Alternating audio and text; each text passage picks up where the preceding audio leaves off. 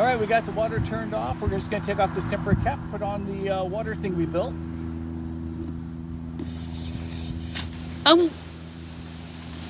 Stay tuned for Airgun Detectives.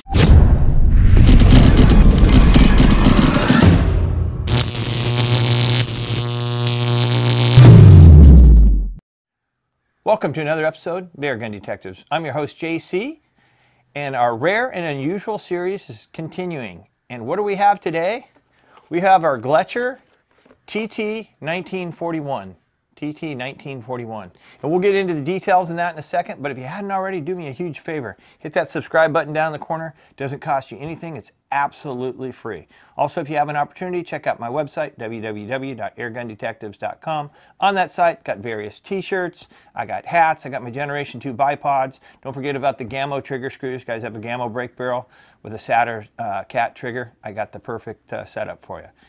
Anyway, let's get back to the subject on hand. Again, I said the Rare and Unusual series continues. Now, the good thing about this series, this gun is still available. And I'll leave you guys some links. I think Airgun Depot, Amazon carries it. I'll leave you guys some links down below at the end here. What is this exactly? Well, this is a Russian, it's a replica, Gletcher puts this out, of the Tokarev TT 1941. That's a classic Soviet military sidearm. It actually replaced their revolver. And this was developed in 1930 by a Russian guy named Fyodor Tokarev. So that's where the name comes from. So as again I said, this replaced the pistol, replaced the Nagant, the M1895, and Gletcher puts those out as well. I'm gonna have to do a review on those. Basically, these were the Russian military sidearms right up to about 1952. And they produced between 1931 and 1945. The Soviets produced about 1.3 million of these. And the genuines are quite the classic, and they definitely hold a serious value on it. So this is the replica version. What is this exactly? This is a 12-gram CO2. It's a non-blowback .177 caliber BB pistol. So it takes one single 12-gram CO2. It's an all-metal gun. The entire gun it's metal. It's great. It has synthetic grips, which these really look and they feel like real wood. They really do. The gun itself, it's pretty hefty. I said it's all metal, weighs close to about 1.5 pounds, right in that area. It's 7.5 inches overall. It does have fixed sights, as you can see that. Just got fixed metal sights on there. It does have a 18-round dropout stick magazine, so it's 18 rounds. You guys have seen these in some of the others.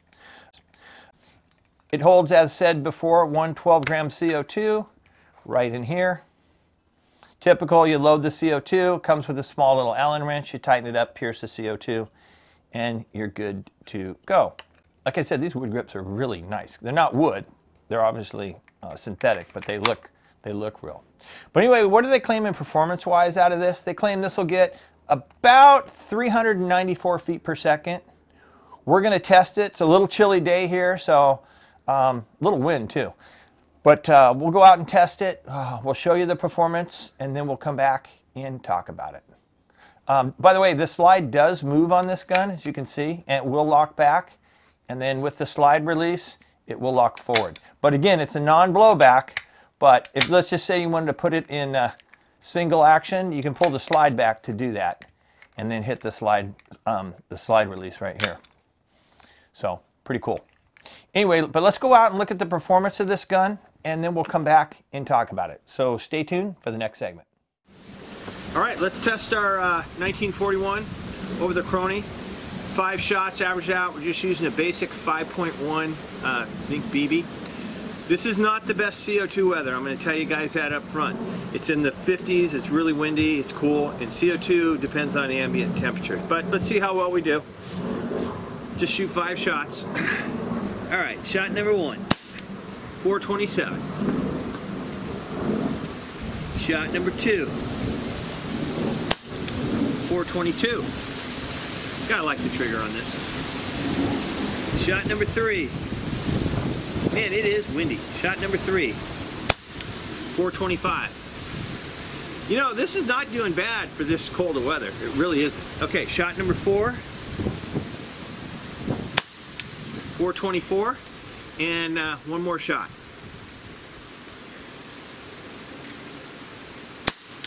422.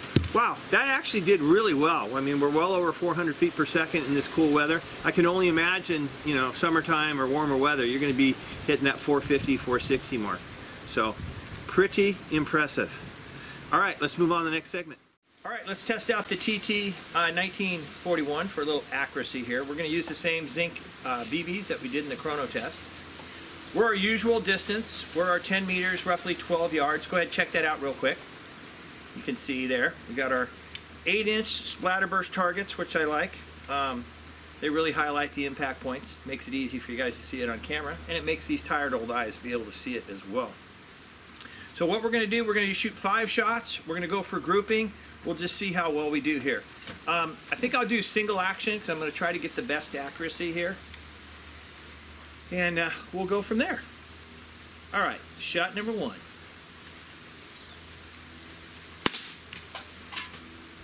Not bad, hair low, but I'm just going to aim just dead center and we'll see where we're grouped. Okay, shot number 2.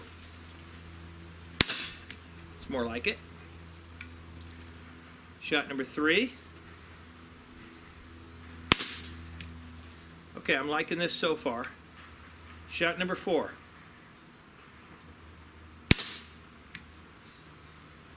I don't want to jinx this, but anyway, I really like where this group's going.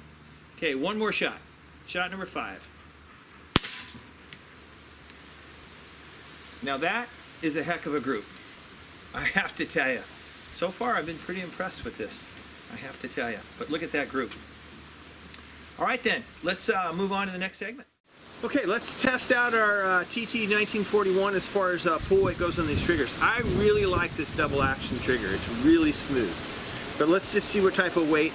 I'm sure it's going to read a lot heavier than it actually feels. So we got a trusty Lyman trigger gauge. Clear this off. Let's see how well we do.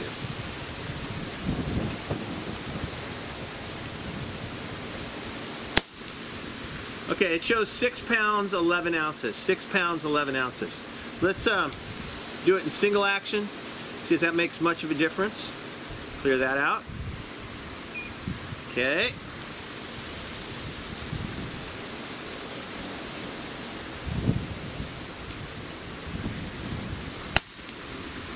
Yeah, well, 5 pounds 15 ounces, so really close. But I'm telling you, it's very deceptive. These triggers are actually, it really seems like a smooth trigger when you're shooting. You don't realize it's a 5 pound plus trigger, that's for sure. All right, let's move on to the next segment. Hopefully we're not going to get blown away here. All right, let's do a little plinking with our TT 1941. You guys saw how well it did in the accuracy. So we'll challenge ourselves a little bit on this. But we're the same distance that we were shooting the accuracy test from, which is our 10 meters, which is roughly 12 yards. Go ahead, check out, take a quick look at that, check that out. You see on top row we got a shotgun shell, little pipe, empty pellet container. Anyway, then we got some aluminum cans down there in the bottom. What we're going to do is we're going to shoot from the bottom right, we'll work our way left, and then we'll go on the top row. That way we don't knock any of the targets down accidentally. So anyway, let's see how well we do. I'm just going to shoot in double action. Again, I'm going to start on the right. We'll work our way left. All right. Gotta like that. Look at that. That can didn't go down. Got to shoot it again. All right. And the next one. Gotta love it. And what do we got? Pellet can. All right. Now, that shotgun shell. Gotta like it. What about that little pipe? And the other can. And what about that little pipe at the end? Oh yeah. Wow. I'm impressed. Good accuracy with this. That's for sure. Good accuracy and some good power. All right, let's move on to the next segment. All right, we survived that windstorm. So let's wrap this up here with our conclusion. So how did our TT 1941 do? Personally, I thought it did really, really well. It really had a good performance. But like anything else, let's talk about the negatives. I'm going to talk about the negatives. Okay, one of my negatives is, believe it or not, and I can be very picky, You see the grooves on the trigger blade here? I don't like that. This side is nice and smooth, as you can see that. And this side, we have these little grooves in there. I don't like those. I just think the design could have been better to make it look a little bit more realistic. But I'm being very picky. Also, this has the stick magazine. I would prefer the magazine that has a CO2 and the valve all contained in one. But then again, I'm being really picky here because this is a $100 gun. $100 gun. So let's talk about the positives. Number one positive, all metal construction. And this thing feels really, really good in the hand. Very realistic. I like these faux wood grips. They look just like wood. They feel good. The texture's nice on them. I like the double action on this. This has really nice, smooth double action. And you're not going to see that in a lot. And then you also have your option of your single action too, just by pulling the hammer off. So you have the option of both of those. Performance-wise, let's talk about the performance. This had great velocity. They said on the box that this was going to shoot, as far as the specs go, under 400 feet per second. It was like 394. We exceeded that. We averaged around 425 feet per second on a cool day. So I'm going to guess on a warm day, you could probably get up to close to 450 feet per second out of this one. Accuracy. Oh my God, this pistol for a smooth bore BB pistol was really accurate. You guys saw that in both the accuracy test and the plinking. I mean, we were spot on with this. We really would. And it was shooting even with the fixed sights. It was pretty shooting really close to point of aim. Maybe a little bit high, so I had to tuck the front sight just a little bit, but it was shooting actually really, really well. The other thing I like about it, with the non-blowback, yeah, it's not quite as realistic, but you get a lot of shots. You're going to get at least 100 shots out of a CO2. Out of one 12-gram CO2. So it's very frugal on that. So again, I really like the realistic feel of this, the solid metal, the grips, the whole bit. It feels good, feels really good in the hand. So I really like the performance overall. So for $100, think about it. I'm being a little picky, but this is a lot of value for $100. And if you're someone that likes replica pistols, this is a really, really nice replica. Also, it doesn't have a bunch of the obnoxious writing on the side as well. I should say that, which is nice. Pretty clean on this side. They also make a black grip version of this, but it's pretty much the exact same pistol with the exception of the grips. I actually like the wood ones. They feel really nice. So how would I rate this? I'm going to have to give it 4 3/4 stars. This is going to be 4 3/4 stars. But I'm going to tell you right now, again, if you like replicas, this is one that actually has to be in your collection. It really does. It's really fun to shoot, very frugal on CO2. So this could be a good time by all. It really could. Again, so I'm bringing you guys a rare and or unusual. So this is in that unusual category, but it's still available for you. And I know some of you got upset where I do this series and some of these guns aren't available, but this one is. It's still available, and I know I've seen it on Airgun Depot and Amazon both. I'll leave you guys links below if you guys are interested.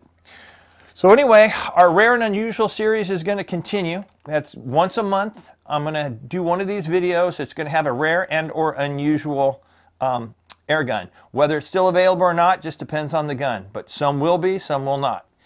Anyway, don't forget, this is where we take the mystery out of the air gun. So until next time, I hope you and your family are getting a lot of shooting in. You guys are all healthy and just having fun overall. So take care, and until next time, God bless.